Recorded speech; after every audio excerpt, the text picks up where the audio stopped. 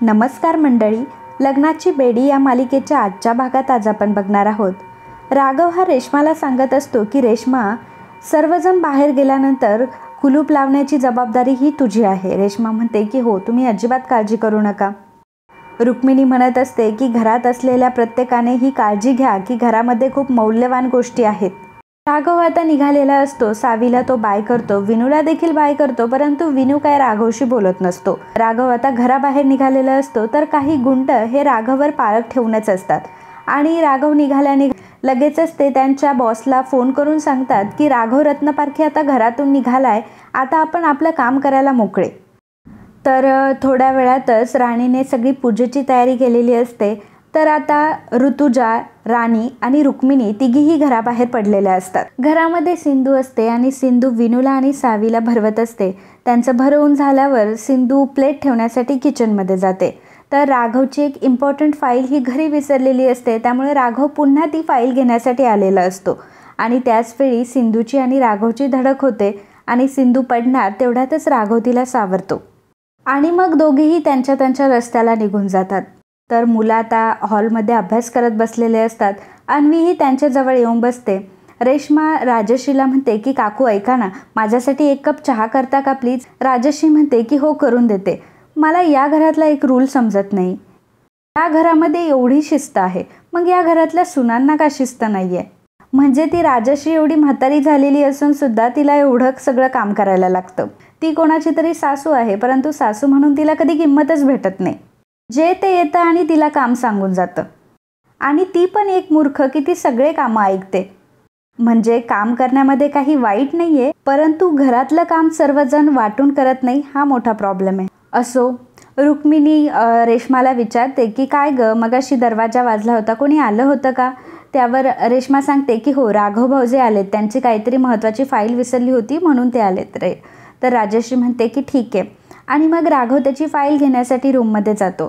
तो रूममध्ये फाईल शोधत असतो, परंतु फाईल कुठेही त्याला सापडत नाही. तो म्हणत असतो की आई मला मगाशी म्हटली की फाईल ही स्टोर रूममध्ये ठेवली आहे आणि मग राघव लगेच स्टोर रूमकडे जातो. तर इकडे सिंधू कपाट आवरत असते आणि त्या कपाटामध्ये तिला एक जुनी बॅग सापडते. ती विचार करते की ही जुनी बॅग इथे ठेवण्यापेक्षा मी एक काम करते, ही स्टोर रूममध्ये नेऊन ठेवते, म्हणजे कोणाला काही लागत असेल तर डायरेक्ट तिथूनच घेतील. आणि मग ती बॅग ठेवण्यासाठी सिंधू देखील स्टोर रूममध्ये जाते. राघव स्टोर रूममध्ये फाईल शोधत असतो. सिंधू सुद्धा ती बॅग ठेवण्यासाठी स्टोर रूममध्ये आलेली असते आणि जेव्हा राघव फाईल शोधत असतो त्यावेळी एक डबा राघवच्या पायावर पडतो, त्यामुळे त्याला खूप दुखतं. सिंधू लगेचच येते आणि राघवला खाली बसवते आणि राघवला विचारत असते की राघव कुठे दुखतंय आणि त्याप्रमाणे राघवचा ती पाय चेक करत असते. आता मित्रांनो, मला इथे एक खूप मोठा प्रश्न पडतो. म्हणजे बघा हा, सिंधूने एकदा रुक्मिणीचा दात काढला होता, आठवत असेल तुम्हाला. तर सिंधू तेव्हा डेंटिस्ट झाली होती. त्यानंतर तुम्हाला आठवत असेल की जेव्हा ऋतुराजला हार्ट अटॅक आला होता तेव्हा सिंधूनेच त्याचं ऑपरेशन केलं होतं. म्हणजे सिंधू तेव्हा कार्डिओलॉजिस्ट झाली होती आणि आता विनूचा पाय दुखतोय म्हणून सिंधू त्याची ट्रीटमेंट करते. म्हणजे याचा अर्थ सिंधू आता फिजिओथेरपिस्ट म्हणून काम करते. म्हणजे बघा ना, एक डेंटिस्ट हार्ट सर्जरी करते. मी तर पहिल्यांदा बघितलं की कुठला डेंटिस्ट हार्ट सर्जरी पण करू शकतो. असो, सिंधू आहे, ती सिंधू काहीही करू शकते. पण वाईट ह्या गोष्टीचं वाटतं की एवढी मल्टी टॅलेंटेड डॉक्टर असून सुद्धा तिला कुठेही चांगला जॉब भेटत नाही आणि चांगल्या जॉबसाठी ती किती इंटरव्ह्यू देते आणि किती स्ट्रगल करते. तुम्हाला या गोष्टीबद्दल काय वाटतं ते मला कमेंटमध्ये नक्की सांगा.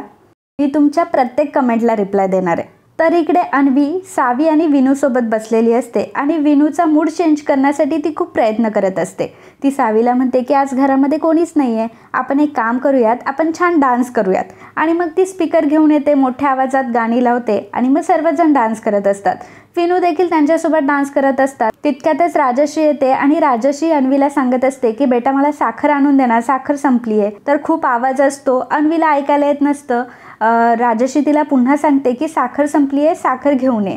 आणि मग राजश्री तिथून निघून जाते. तर अन्वी आता स्टोर रूममध्ये साखर आणण्यासाठी जाते, परंतु सिंधू राघवचा इकडे पाय चोळत असते, परंतु अन्वीला ती काही दिसलेली नसते. अन्वी म्युझिकच्या नादामध्ये असते आणि तशीच ती साखर घेऊन येते आणि तिला वाटतं की स्टोर रूममध्ये कोणीच नाही आहे आणि बाहेरून ती दरवाजा बंद करून घेते. रेश्मा हॉलमध्ये येते. रेश्मा म्हणते की किती हा आवाज आहे, कोणी लावली एवढी मोठी म्युझिक सिस्टम. आणि ती दरवाजा उघडायला जाते तर दरवाजावर एक माणूस आलेला असतो. तर रेश्मा विचारते की कोण तुम्ही? तर तो माणूस सांगतो की मी सेल्समन आहे आणि मी आमची कंपनी ही अंगाचा आणि भांड्यांचा साबण बनवते, तर तुम्ही एकदा बघता का? तर रेश्मा म्हणत असते की नाही, आम्हाला नाही बघायचे, तुम्ही जाऊ शकता. रेश्मा नाही म्हणत असते तरीही तो सेल्समन तिला खूप फोर्स करत असतो. इकडे सिंधू राघवला विचारते की तुम्हाला फार दुखतंय का? राघव म्हणतो की पायाची जरा हालचाल केली ना मग दुखतंय. सिंधू म्हणते की बरं ठीक आहे, काळजी करू नका, मी तुमच्यासाठी एक गोळी घेऊन येते आणि हॉट वॉटरची बॅगसुद्धा घेऊन येते. राघव म्हणतो की चालेल आणि मग सिंधू ते आणण्यासाठी जाते तर दरवाजा हा बाहेरून बंद असतो. सिंधू राघवला सांगते की कोणीतरी दरवाजा बाहेरून बंद करून घेतला. राघव म्हणतो की तू आवाज देण्याचा प्रयत्न कर. सिंधू आवाज देण्याचा प्रयत्न करत असते परंतु खूप जोराचं म्युझिक चालू असल्यामुळे सिंधूचा आवाज काही कोणापर्यंत पोहोचत नाही. तर इकडे तो सेल्समन अजून दारावरच असतो आणि तो रेश्माला फोर्स करत असतो. तितक्यातच राजश्री येते आणि म्हणते की काय चाललंय इथे? रेश्मा म्हणते की याला सांगितलंय की मला त्याचं काही नकोय, तरी पण हा सारखा फोर्स करतोय. राजश्री म्हणते की नाही बाळा, आम्हाला काही नकोय, तू जा इथून. तर तो सेल्समन म्हणतो की मला जरा एक ग्लास पाणी मिळेल का? राजश्री म्हणते की थांब आले घेऊन. आणि मग राजश्री त्याला पाणी देण्यासाठी घरामध्ये आलेली असते. तर म्युझिक खूप जोराचं चालू असतं त्यामुळे रेश्माचे कान दुखायला लागतात आणि रेश्मा अन्वीला बोलण्यासाठी अन्वीकडे येते आणि म्हणते की जरा ते म्युझिक बंद करा ना, ती मोठ्याने आवाज येतो हा सर्व, मला त्रास होतो या सगळ्या गोष्टीचा. परंतु मुलं काय ऐकायला तयार नसतात. सेल्समन याच गोष्टीचा फायदा घेतो कारण त्याच्यावर नजर ठेवायला कोणी नसतं आणि तो लगेचच त्याच्या साथीदारांना तिथे बोलावून घेतो आणि घरामध्ये घुसतो. तर ते लोक आता खूप दादागिरी करायला लागतात. त्यांना बघून आता मुलंही घाबरतात, अन्वी घाबरते, रेश्माही घाबरते आणि राजश्रीच्या हातातून ग्लास पडतो. तर ते गुंड आता जबरदस्तीने घरामध्ये घुसलेले असतात आणि सर्वांवर दादागिरी करत असतात. त्याने बंदूक रोखलेली असते आणि ते आता धमकवत असतात. तर राजश्री म्हणत असते की प्लीज आम्हाला सोडा, वाटलं तर तुम्हाला जे काही घेऊन जायचं असेल ते जा, परंतु आम्हाला सोडा. सावी मनामध्ये म्हणत असते की मला आता घाबरून नाही चालणार, मला आता आईला लवकरात लवकर हे सर्व सांगायला पाहिजे, पण मी जाऊ कशी? आणि मग त्या लोकांची नजर चुकून सावी हळूहळू सोफ्यांच्या मागून तिथून पळ काढते. परंतु एका माणसाच्या लक्षात येतं की छोटी मुलगी गायब आहे, त्यामुळे तो विचारतो की ती छोटी मुलगी कुठे गेली? सगळेजण इकडे तिकडे बघू लागतात. तर सावी मात्र एका रूममध्ये सिंधूला शोधत असते, परंतु सिंधू ही स्टोर रूममध्ये असते. तर अन्वी आणि बाकीचे सर्वजण खूप आरडाओरडा करत असतात, त्यामुळे त्या गुंडांना त्यांचा राग येत असतो आणि मग पुन्हा ते गुंड म्युझिक सिस्टम प्ले करतात आणि त्यामुळे मोठा आवाज येत असतो. गाण्यांच्या मोठ्या आवाजामध्ये ते ओरडत असतात, ते कोणाला काही कळत पण नाही. तर इकडे सावी सिंधूला शोधत स्टोर रूमकडे आलेली असते. ती सिंधूला आवाज देत असते परंतु खूप मोठ्याने गाणी चालू असतात त्यामुळे सिंधूला क्लिअर ऐकायला येत नसतं. तितक्यातच तिथे गुंड येतात आणि पुन्हा सावीला घेऊन जातात. तर सिंधू मागे म्हणत असते की मला असं का वाटलं की सावी मला आवाज देतीये म्हणून. तर राघव तिला आधी मलाही असंच वाटलं होतं, परंतु मला आता असं वाटते की काहीतरी नक्कीच गडबड चालू आहे. तर दुसरा गुंड हा खोल्यांमध्ये कोणी आहे की नाही हे चेक करायला आलेला असतो, परंतु त्याला खोल्यांमध्ये कोणीही काही सापडत नाही. राघव सिंधूला म्हणतो की मला असं वाटतंय की आपल्या घरामध्ये कट्टा गँग शिरली आहे. तर कट्टा गँगचं नाव ऐकून आता सिंधू खूप घाबरलेली असते. सिंधू म्हणते की आता आपण काय करायचं? राघव म्हणतो की मी गडबडीमध्ये माझी गनसुद्धा बेडरूममध्येच विसरून आलोय.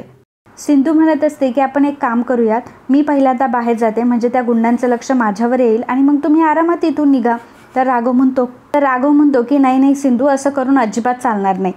सिंधू म्हणत असते की मी माझ्या मुलांना काहीच होऊ देणार नाही. राघव म्हणत असतो की सिंधू, तू हे विसरू नकोस की तू एका पोलीस ऑफिसरची मुलगी आहेस आणि एका पोलीस ऑफिसरची बायको. असं म्हणताच राघव थांबतो आणि सिंधू राघवकडे आता बघू लागते. आणि मित्रांनो, आजचा हा भाग इथेच संपतो. पुढील भागात आपल्याला पाहायला मिळणार आहे. तर इकडे एक गुंड हा राजश्रीला विचारत असतो की तिजोरीच्या चाव्या कुठे आहेत सांग. तर राजश्री म्हणत असते की मला नाही माहिती. तर तो गुंड म्हणत असतो की म्हातारे, बऱ्या बोलाने सांग, नाही तर तुझ्याकडे चांगलंच बघेल. तर सावीला मात्र त्या गुंडाचा खूप राग येतो आणि तिच्या तोंडात कागद कोंबलेला असताना सुद्धा सावी त्याला डोक्याने धडक देते. तेव्हा राजश्रीला पहिल्यांदा सावी तिच्या आई इतकीच शूर आहे. गुंड बाकीच्या खोल्यांमध्ये शोधत असतो की कोणी आहे की नाही. त्याच वेळी त्याला राघव आणि सिंधू दिसतात. तर राघवला बघून तो म्हणतो की मला माहीतच होतं तू इथे असणार आहे म्हणून, आणि राघववर तो बंदूक रोखतो. तर राघव त्याच्या हातातून बंदूक घेण्यासाठी त्याच्या जवळ जातो.